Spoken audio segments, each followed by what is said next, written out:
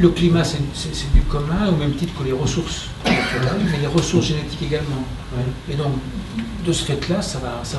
Si on considère que c'est du commun, le sol par exemple, même si c'est approprié, c'est du commun parce que si on le perd, c'est une perte commune, c'est une perte d'un bien commun. Je ne sais pas si c'est le terme bien commun qu'il faut utiliser, parce que je n'ai pas tout compris dans toutes les subtilités que vous avez développées, mais donc ça veut dire qu'il y a bien une question politique de gestion de ces biens communs. Bon.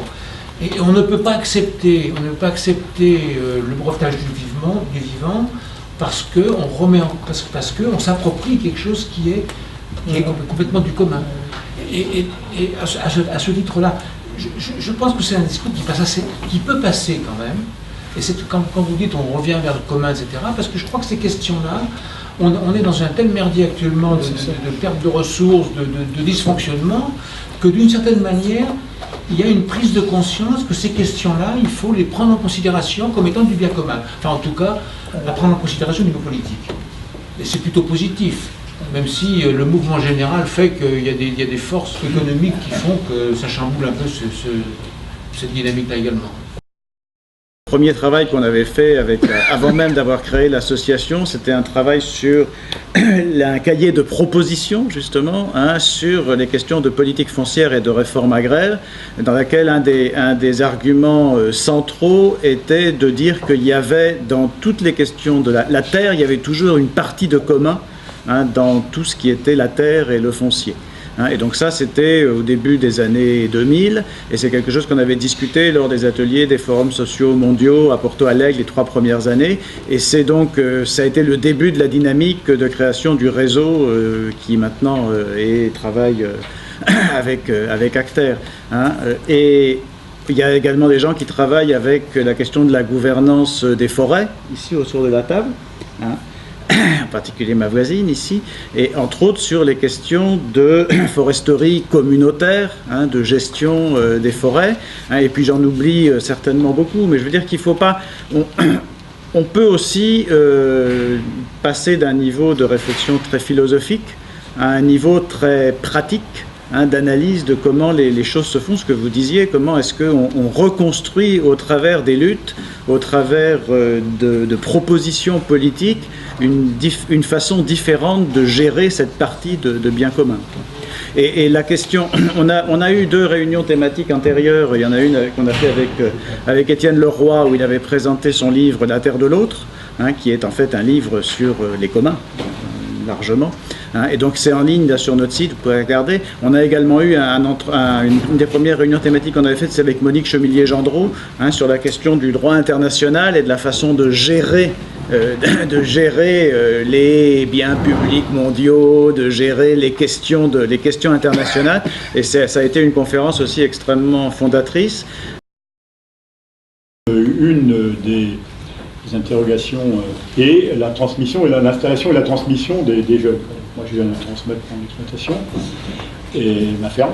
Votre réflexion, votre livre, que je n'ai fait que lire en partie pour l'instant, c'est vraiment quelque chose qui demande vraiment beaucoup de concentration pour lire, est intéressante parce qu'il nous arrive de nous battre dans les institutions. Vous savez que la propriété foncière est quand même la base de la production agricole en France, qu'elle est en train de prendre des voies un peu étranges parce qu'on la financiarise. Jusqu'à présent, on était basé sur une propriété familiale, c'est en train de changer totalement. Et nous, en tant qu'organisation paysanne, on se bat pour que les jeunes accèdent au foncier dans les formes institutionnelles présentes qui sont essentiellement... C'est des combats sur il faut payer le foncier le moins cher possible. Et je caricature, je vais très vite, mais c'est un peu ça. Et on se prive de ce qui a été à un moment quelconque une force de un mouvement dit paysan de gauche, qui est justement de dire que la propriété, c'est pas une des conditions de l'exploitation. Ou alors, il y a très très peu de monde qui demain vont pouvoir continuer à exploiter et même à vivre et manger.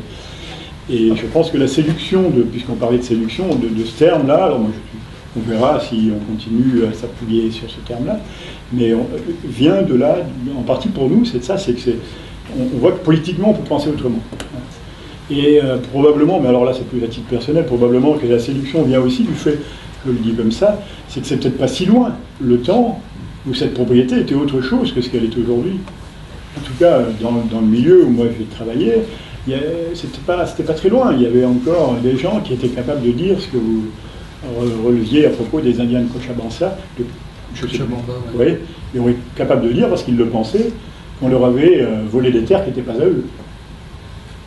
Juste après la Révolution, il a fallu au XIXe siècle quand même que des forces de l'ordre, de l'État, viennent appuyer les bourgeois qui étaient devenus entre-temps propriétaires des biens communs ou des communs comme vous voulez.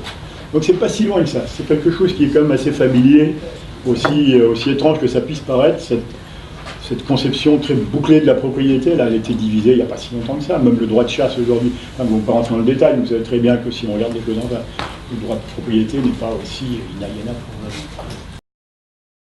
pour une organisation qui s'appelle FERN, qui travaille sur la gouvernance forestière et, comme Michel le disait, aussi sur tout ce qui concerne les droits des communautés, etc. Donc on travaille beaucoup en Afrique, assez pratique. On essaye aussi de travailler dans la réclamation des droits, etc., aussi des droits collectifs, etc. Peut-être ma question, c'est un peu assez terre à terre. Sur les propositions que vous avez formulées à la fin du livre, c'est d'agir ensemble, aller au-delà de certains principes, etc. Mais dans le contexte politique actuel, on voit quand même que notre économie n'est pas du tout adaptée ou ne va pas vraiment dans cette direction, que le mouvement ou les mouvements ont déjà plus qu'une décennie, un certain âge. Donc qu'est-ce qu'il faut ? Il faut agir ensemble. Je pense que c'est la devise de pas mal d'associations, etc., qui travaillent depuis très longtemps là-dessus. Il faut l'investissement des jeunes, il faut aussi se mettre ensemble dans le monde entier, etc. Mais quand même, probablement, il y a des ingrédients qui manquent. Et selon vous, suite à votre analyse, qu'est-ce que seraient les éléments qui feront qu'il y aura une sorte de changement réel dans non seulement la façon de voir les choses, mais aussi dans la pratique concrète. Donc voilà, c'est revenir dans la pratique et de voir un peu votre conseil aussi à ce niveau. Mais par rapport à l'exposé, vous avez dit, pour réfléchir les biens communs, il ne faut pas les considérer comme des choses, mais se poser la question de notre rapport aux choses, notre agir ensemble aux choses. Et je me demande si de l'autre côté, pour réfléchir notre faculté critique, il ne faut pas réfléchir le capitalisme de la même manière aussi. C'est-à-dire, pour reprendre, parapher un peu Marx, qui disait que le capital n'est pas une chose, c'est pas juste les moyens de production, c'est un rapport social médiatisé par les choses. Donc du coup, effectivement, ça complexifie les choses parce que ça donne une dimension à la fois matérielle et subjective à la complexité du problème. Et donc on est sur un problème à la fois matériel, idéal et beaucoup plus compliqué qu'il n'y paraît. Et du coup, si on se contente de chosifier le climat ou chosifier la forêt, on reste sur une sorte de rapport capitaliste aux objets aussi, vous le disiez un petit peu. Mais le problème peut-être, c'est que ce caractère, ce que Marx aussi précise, c'est que ce nouveau rapport social, il a un caractère dynamique, totalisant, qui, comme vous l'avez dit, va dans tous les interstices de la vie matérielle et de la vie intime. Et du coup, ce qui pose question, en fait, c'est de comment est-ce qu'on crée... parce que si on s'attaque si on essaie de reprendre le climat, en fait, et qu'on ne reprend pas les autres aspects de la vie, de toute façon, le climat se refera attaquer par les côtés, quelque part, à cause de cette caractéristique dynamique.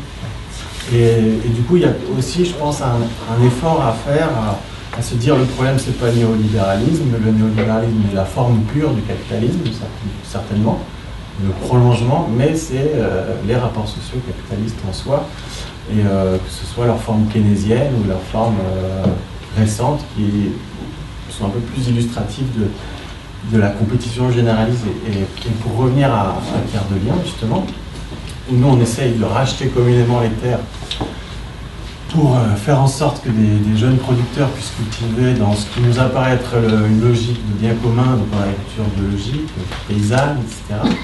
Le problème, c'est que quand ils s'installent sur ces terres, c'est qu'ils se retrouvent en concurrence aussi, dans ce monde atomisé, entre autres agriculteurs biologiques. Et donc, du coup, la terre ne sera pas un bien commun tant qu'il n'y aura pas une réflexion plus large sur quels sont des échanges communs. Et du coup, il y a une réflexion sur la forme de production et pas que sur les éléments de la distribution que sont la parcelle, la terre, etc. La preuve, la mise en commun des kolkhozes n'a pas posé de souci pour détruire la terre. Voilà. Donc c'est pas juste se saisir des biens communs, quoi. Donc je trouve que du coup l'exercice et de taille qui est devant nous nous paraît très compliqué à surmonter. Et du coup, dans la logique de Marcel Mauss, ce qu'il faut retenir, je pense, c'est que finalement, c'est pas cette logique de don, de contre-don, mais que tout ça s'intègre dans une chaîne sociale, et qu'on n'est plus dans une logique d'un échange interpersonnel, enfin, ou entre-échangiste, comme dirait Marx, voilà, avec comme seul déterminant le temps de travail humain pour la production de chaque chose. Donc comment est-ce qu'on sort collectivement aussi de ce rapport aux objets, et donc de la logique de production qui a une incidence destructrice sur l'ensemble des ressources naturelles, etc. Et la terre en premier, mais pas que. Enfin voilà.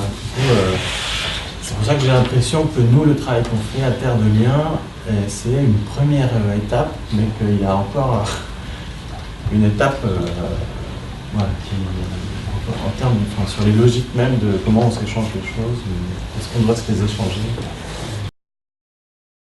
Enfin, vous avez évoqué très rapidement là le fait que vous ne partiez pas du principe que chaque être faisait partie de l'humanité. Enfin, je n'ai pas bien compris, mais je voudrais que vous expliciquiez un petit peu ça. Vous avez dit tout à l'heure, en répondant, que vous aviez écarté notre appartenance à l'humanité. Enfin, je ne sais pas ce qui... J'ai peut-être mal entendu, mais j'aurais bien aimé une explicitation à ce point. Je ne remets évidemment pas du tout en question la commune humanité que nous partageons. La question était l'approche que nous pouvons avoir. Donc je disais tout à fait en commençant que le commun permet justement des interprétations multiples, mais non coïncidentes. Et une des sources des confusions quand on parle du commun, c'est précisément qu'on ne parle pas tout à fait de la même chose, parce que nous n'avons pas les mêmes approches. Par exemple, s'il y avait ici un théologien, il pourrait évoquer effectivement la tradition patristique des pères de l'Église qui ont répété des siècles et des siècles que Dieu avait mis la création en commun, avait donné la création en commun aux hommes. Et donc, ça a été une des très grandes difficultés d'ailleurs de la théologie, de justifier l'appropriation privée. Il a fallu un certain nombre de grands esprits, comme Thomas d'Aquin et d'autres, pour arriver à adapter, si je puis dire, les pères de l'Église, et je dirais le message évangélique, à cette réalité de la propriété. Ça n'a pas été chose simple, vous comprenez? Ça a été des élaborations, des constructions intellectuelles extrêmement compliquées pour arriver à John Locke et à l'idée que, en effet, la meilleure chose qui soit arrivée finalement à la propriété commune, si je puis dire, c'était la propriété privée. Des espèces de contorsions extraordinaires dans l'histoire de la pensée qui donnent naissance au libéralisme, qui justifie le capitalisme, etc. Donc, ce que je voulais dire, donc, c'est que je ne remets aucunement ces approches, mais qu'il faut les distinguer. Voilà, il faut les distinguer pour savoir de quoi exactement on parle. Donc, c'est ce qui me plaît dans tout ce que vous avez dit, les témoignages que vous avez faits, et dans les propos que vous avez tenus, c'est qu'on sentait partout cette dimension politique. L'un ou l'une a parlé des droits collectifs, l'autre de la gouvernance forestière, vous avez parlé justement de penser politiquement autrement, hein, dire que ça vous a amené à penser politiquement autrement. Et vous avez vraiment, je trouve, effectivement, situé dans toute son ampleur, finalement, dans toutes ses dimensions, l'exigence, peut-être non exclusive, hein, mais l'exigence de penser politiquement la question du commun, en termes précisément d'institutions. Et là, je voudrais vraiment préciser quelque chose, parce que j'ai parlé du principe du commun en général. Mais pour nous, le commun s'incarne dans des institutions particulières, qu'elles concernent la forêt, l'eau, la terre, elles concernent des pratiques extrêmement concrètes. Pas de commun sans des pratiques du commun. Pas de commun sans institutions particulières, singulières du commun, répondant à des droits ou à des besoins particuliers. Et donc, ce qu'il faut penser, mais nous n'avons pas la recette, parce que là, ça s'expérimentera, c'est comment ces institutions du commun, précisément, peuvent concilier l'autogouvernement et la prééminence des droits d'usage. Production, vous parlez de production agricole, alimentation, etc. On voit l'ensemble de ces choses. Dans quelle mesure les producteurs, des coproducteurs, d'une certaine façon, participent-ils à la réflexion, à la définition de ce qui est produit en fonction des usages? Comment les usagers ou les consommateurs, comme on les appelle aussi, donc sont impliqués, par exemple, dans la façon dont les biens sont distribués, dans le type de plantes, dans le type de graines qui ont été utilisées, etc. Donc c'est ça, je crois, qui fera, si je puis dire, tout le sel du commun, c'est-à-dire précisément l'implication politique d'un maximum de gens concernés par l'activité. Alors, juste une réponse quand même qui me semble important. Le primat du politique ne veut pas dire qu'il y a une sphère particulière du politique qui serait détachée d'une certaine façon du reste de la société et serait régie par le commun, tandis que les activités sociales, donc elles, ne seraient pas, je dirais, traversées par le principe du commun. C'est tout le contraire. C'est pourquoi, alors je m'excuse, on fait un petit peu de philosophie, mais c'est pourquoi nous ne sommes pas d'accord, par exemple, avec Hannah Arendt, qui, finalement, elle sépare le social, on va dire le socio-économique, de la sphère politique. Pour nous, et vos témoignages sont extrêmement parlants de ce point de vue-là, la question du commun, donc la question politique du commun, se pose dans toute activité collective. Et donc, évidemment, ce principe du commun incarné dans des institutions de production, ce principe du commun est directement antagonique, si je puis dire, avec la logique du capital. Mais ce n'est pas exactement sur le même terrain que nous plaçons. Il ne s'agit pas seulement d'un rapport collectif aux choses, alors que le capitalisme et la propriété privée seraient un rapport individualisé aux choses, un rapport privé aux choses. Ce que nous entendons par commun, c'est précisément que, et vous l'avez bien dit, ce qui importe, c'est l'activité collective, la coopération, l'agir commun dans la production. Ce n'est donc pas simplement, comme le vieux socialisme nous le disait, qu'il faut remplacer la propriété privée par la propriété collective, et en fait qui a amené à l'étatisation de l'économie. La question n'est pas là. La question, elle est quel type de relation sociale doit-on constituer, construire dans toute activité, y compris des activités donc de production, les activités sociales les plus diverses, etc.